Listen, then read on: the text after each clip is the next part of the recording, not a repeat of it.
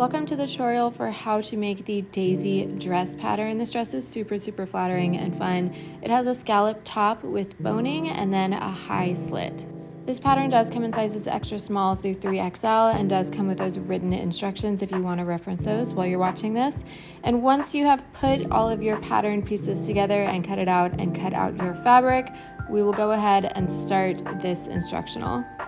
So we're going to start with our top. I have my main fabric here and I just have one side. We're going to do one side at a time and then go ahead and do our other side and then connect them at the center. The first step, as you can see, is I'm going to iron on some light to mid-weight interfacing. This is going to help give our top structure and make sure it looks nice. Once all of those pieces are interfaced, I'm going to start at the back and I'm going to connect my center back with my side back. I'm going to take those and place them right sides facing, pin, and then sew down. As you're sewing, everything as a 1/2 inch seam allowance.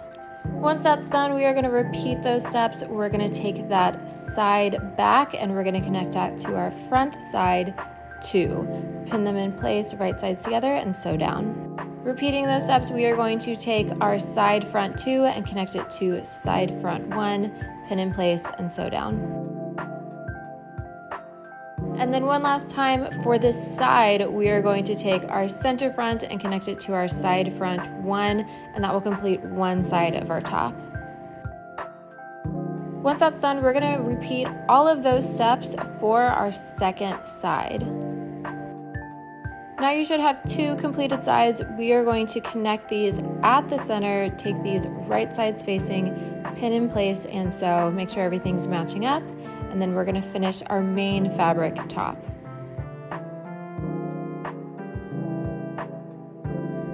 Now I'm just going to press all of those seams. If you have a tailoring ham, you can use that to press those curves. It helps get everything nice and flat.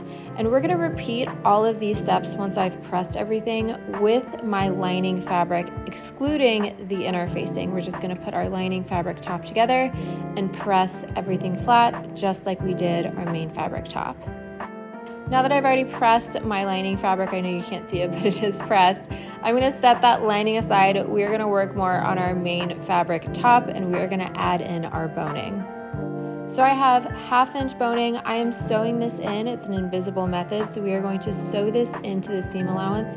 The first thing I'm going to do is measure and get them the right lengths. I want them to start 3/4 an inch down from the top and 3/4 an inch down from the bottom, and we are doing 7 total boning channels. Screenshot this next illustration if you need to, but again, 7 total bones. The only seam that isn't getting a bone is the center back and the side back. That is the only place that will not be boned.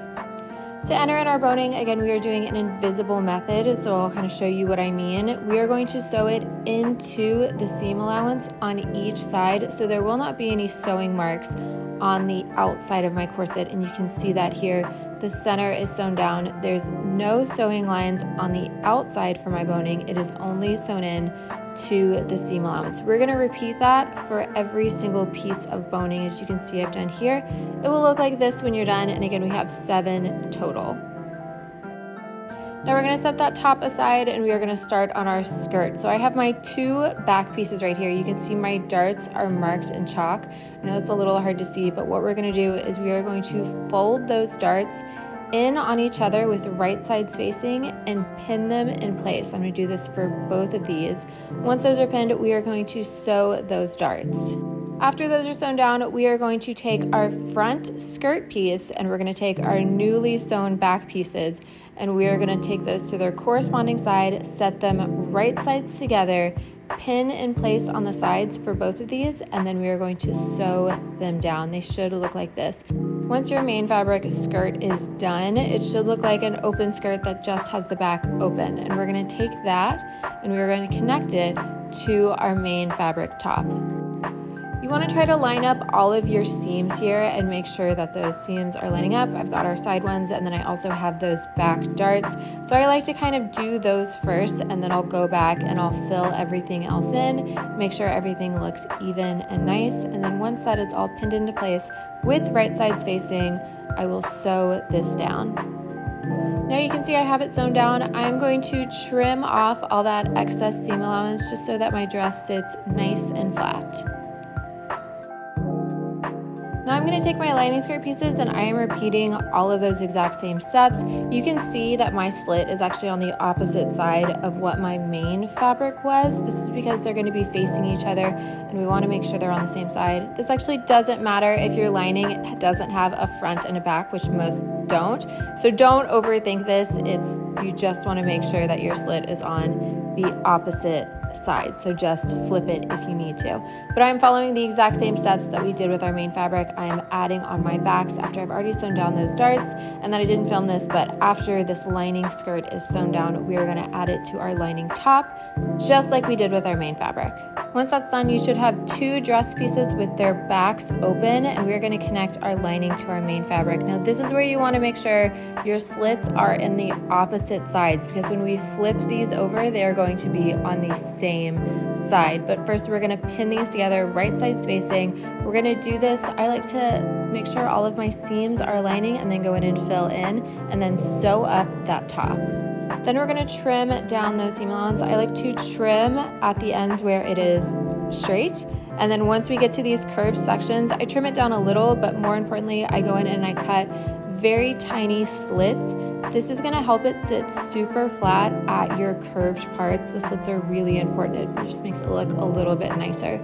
So make sure you're including those slits as well as trimming off that straight part. You want to do both of those. Now flip your corset inside out and we are going to press this nicely. Once it's nicely pressed, I'm actually going to add a top stitch all along the top. If you don't want a top stitch because you don't want any stitching on the outside of your garment, you can also sew your lining to the seam allowance. This will also help your lining stay in place.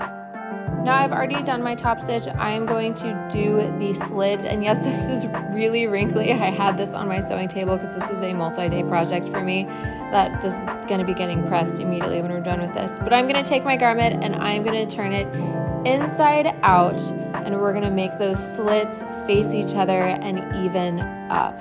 Once I have those evened up, they should be right sides facing my lining and my main fabric. Make sure those seams align, and I'm going to pin everything in place. And then once I have this pinned, it's going to be pinned in place all the way down on both sides. And once I have it pinned just how I like it, we're going to sew that down. Once that's all sewn down, it'll look like this. I'm just going to trim off some of that excess seam allowance. I'm also going to cut little snips in that rounded area at the very top of the thigh. This just helps everything lay nice and flat. Once that is all sewn up, I'm going to turn everything right sides out and I'm going to press that slit that we've just sewn up. Once that is finally pressed, I'm going to add a top stitch.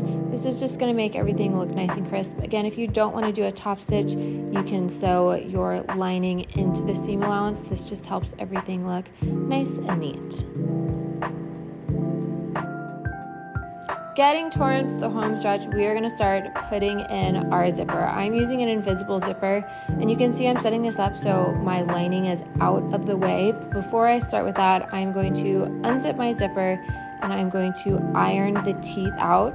You only need to do this if you have an invisible zipper, and it does help just make everything look nicer, neater. It helps make sewing a little bit easier as well. Now I'm setting up my dress so it is facing flat and I have the back facing up. And again, I'm pushing my lining out of the way because we are just working with our main fabric right now.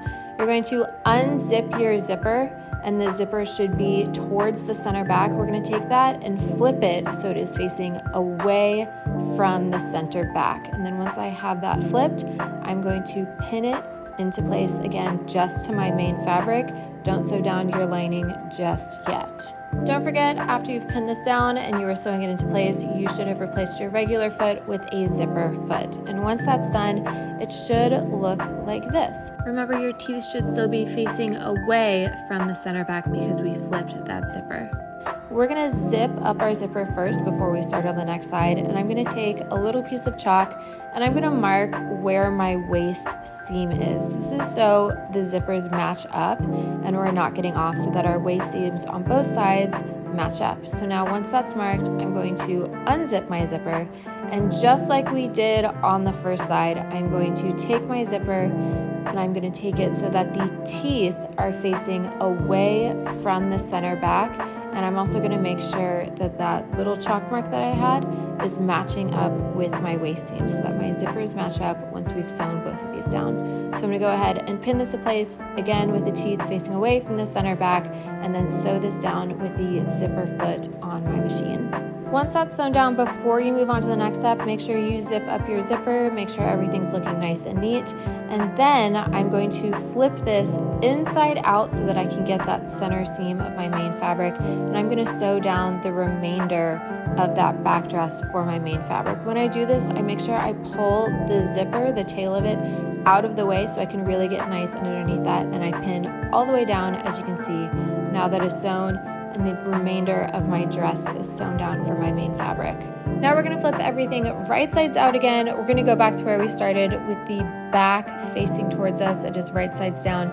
I'm going to take my lining and take it out from under that main fabric, and I'm going to bring it so that the right side of my lining is facing the right side of my main fabric. You can see this takes a little bit of maneuvering to get it out the right way, but once it is facing my main fabric, I want to pin this into place, and you want to make sure your teeth are still facing away from the center back as you pin the same side of your lining to the same side of your fabric with right sides facing. And I also want to make sure those waist seams are lining up. And I'm going to continue this all the way down to where I stopped my zipper with my main fabric.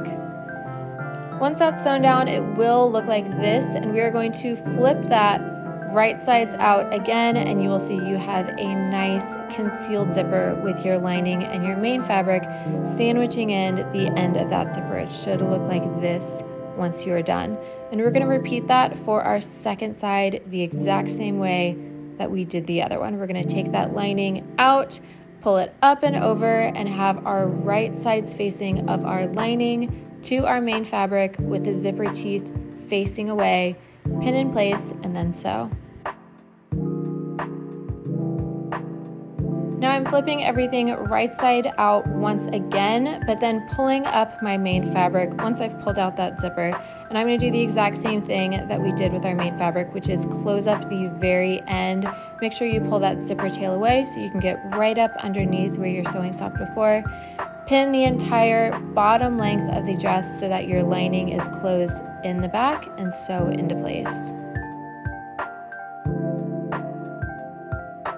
Once that's closed up, you're on the home stretch. We have one last thing to do, and we are going to hem the bottom of our dress. I'm hemming the main fabric and the lining fabric separately, and I'm doing both with a rolled hem. So what we're going to do is we're going to take our fabric and we're going to roll it into the inside once, pin in place, and then we're going to sew that down.